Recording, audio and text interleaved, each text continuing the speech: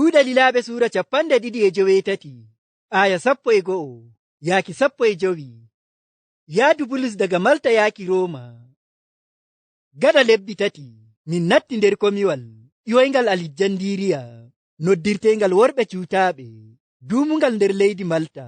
Min dilli min jotti gariiri bi'eteendi Sirakus. Min gaɗi balɗe 3 ton. Daga ɗon min natti komiwal min pili haa min jotti gariiri Rigiyum. Nde fini hendu fombina fuɗɗi wisuki. Nder balɗe 2 min gari gariiri Futiyooli. Min tawi tokkuɓe Yeesu ton. Ɓe tori min jooɗo to maɓɓe yontoore go'o. Nden min jotti gariiri Rooma. Nde tokkuɓe Yeesu wonɓe gariiri Rooma nani habaru garol amin, ɓe njahi luumo Afiyus e wonde wigeere bi'eteende Gure Hoɓɓe 3 ngam jaɓɓaaki min.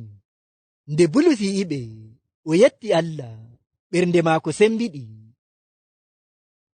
En nani Bulus en gaɗi lebbi 3 to leydi Malta. Nden ɓe ummi ɓe tambi laawol maɓɓe ɓe ummani gariiri Rooma. Aya 11 yaaki 14 wi'i, gaɗa lebbi 3 min natti nder komiwal ƴoyngal Alijandiriya noddirtengal worɓe cuutaaɓe duumungal nder leydi Malta. Min dilli min jotti gariiri bi'eteendi Sirakus. Min gaɗi balɗe 3 ton. Daga ɗon min natti komiwal min pili haa min jotti gariiri Rigiyum. Nde fini hendu fombina fuɗɗi wisuki. Nder balɗe 2 min gari gariiri Futiyooli. Min tawi tokkuɓe Yeesu ton. Ɓe tori min jooɗo to maɓɓe yontoore go'o. Nden min jotti gariiri Rooma. En nani nde ɓe ummi daga leydi Malta sey gariiri Sirakus. Ɓe ngaɗi balɗe 3 ton. Nden ɓe ummi daga gariiri Sirakus yaaki gariiri Rigiyum. Daga Rigiyum bo sey gariiri Futiyooli.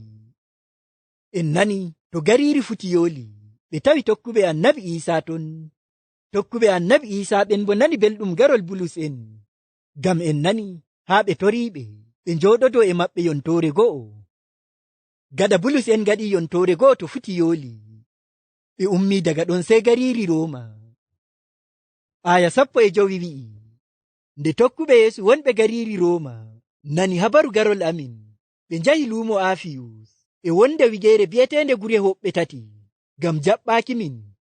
Nde Bulus yi'iɓe, o yetti Allah, ɓernde maako sembiɗi.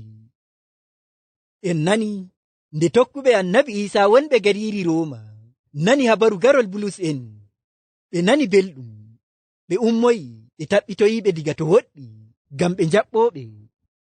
Bulus bo nani belɗum e yiikiɓe, ɓernde maako sembiɗi, o yetti Allah, ngam Allah Joomiraawo nder moƴƴere muɗum e bawɗe muɗum waddiɓe gariiri Rooma jam. Bulus nani belɗum nde yotti gariiri Rooma. Ko nde o wari gariiri Rooma ley laamu e mo haɓɓi, naa no o waɗuno niyya waranki hoore maako. Amma fuu e non o yetti Allah, ngam o waajinay habaru belɗum to gariiri Rooma, non no Allah Joomiraawo umrimo.